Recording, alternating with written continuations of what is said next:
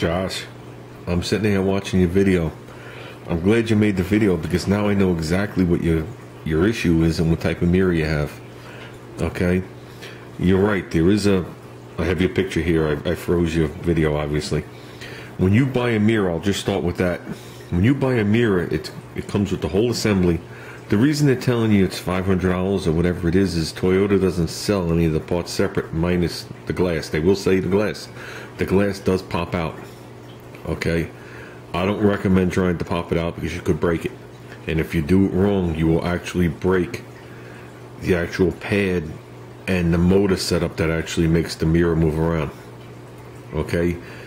You're right, you do have a lot of wires in there. You have the courtesy light on the bottom, the directional, up, down, left, right, and then you have this, which is a reverse polarity motor.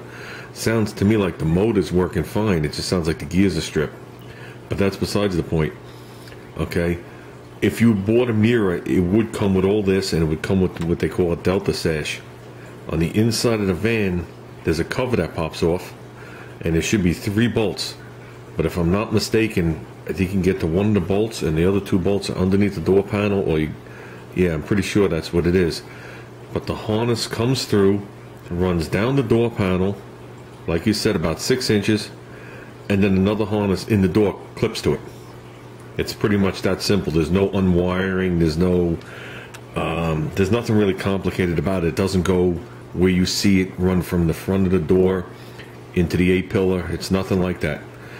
My suggestion would be, now that I know what the mirror is, I'm going to watch the rest of the video. I don't know if you put the year of the van on here. But, I mean, I already made a response video, but I'm not even going to bother posting it because I had no idea you were talking about the mirror that folds, the motor that folds the mirror. Whatchamacallit, like I said, I'll see if the year's here. If not, I'll check, because you said how old the van is. I'll check a year before, a year after, give or take. And I could see you have power memory seats. Okay, I could see you got the fold out. I could see you got the directionals, all the stuff on here. I'll go to work tomorrow, and I'll get you the color code where it goes through the delta sash and down where you would plug it in. The door panel comes right off. It's just a couple of clips and a couple of screws. It's not a big issue.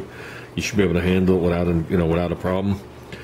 And I would suggest, if you plan on actually snipping wires rather than pulling pins out, I would do it where it actually makes the curve down here. And the wires that would actually come up into it, just tape them over. So if you ever want to reconnect them or whatever it is, it doesn't matter. If you bought a mirror, it would come with that harness anyway. I would not cut the door side harness. But I will get you the color codes. It's just going to be 2 wires because, like I said, it's a reverse polarity motor. I'll get you the color code for the wires. You only have to snip one of the wires. It's not like the motor's shorted and it's popping fuses.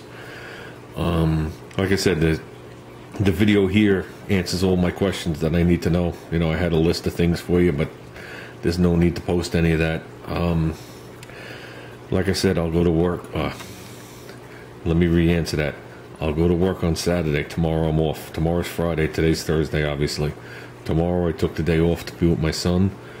Saturday night when I come home from work, I will email you, but I'll also post a schematic so people can see. I actually took pictures of schematics, but the schematic I took with the fold out electric mirrors and stuff like that, I don't know if I'm able to read it on my camera. It's 3 pages long.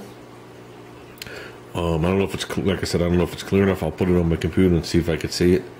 But if not, on Saturday I will post which wire you want to snip, and that function will disappear. The function should still work on the passenger side. There's not a lot of Sienna vans with that option. I've seen that option a lot on Sequoias, because Sequoias were wider. You know, for some reason, well, not for some reason, but people like to put the Sienna vans and the Sequoias in the garage, and a normal door is only 8 feet wide. And for some people that's a little tight, so they like to flip the mirrors in, especially on the Sequoia. Sequoias pretty much almost rub it. But like I said, I'll post that for you tomorrow. Thanks for the video. It brought me right to what I wanted to see. Let's see a little more video of the thing over there with the shiny wheels.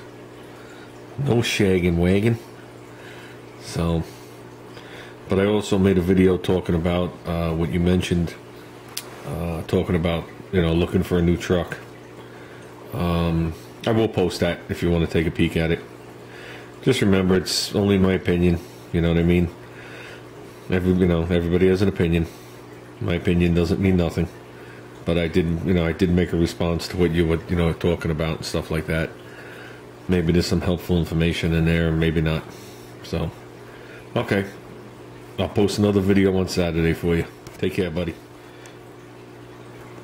I watched a little bit more of the video, and just to add to it, the reason when you move the mirror it stops is there's limit switches in there, so it knows when you hit that button, it just turns the motor on. When you hit a certain limit switch, it'll open up the contact. It tells the body ECU that you've hit where you had to be, and it turns the power off. So you're doing that by doing what you're doing. What happened was, when that thing was winding its way out and the person ran by and hit it, they broke a tooth off one of the gears. Okay? It doesn't sound like it's the driving gear. Okay? It sounds like, well, it definitely sounds like it's the driving gear. But either or. And there's actually a limit switch when you pull it the other way, so it knows it closed too. So pulling it towards you might turn it off if you do it all the way to up against the window. So, like I said, I'll post a response for you on Saturday. So, we'll take care of it. You'll be on your way. Then we can work on the Rambler again.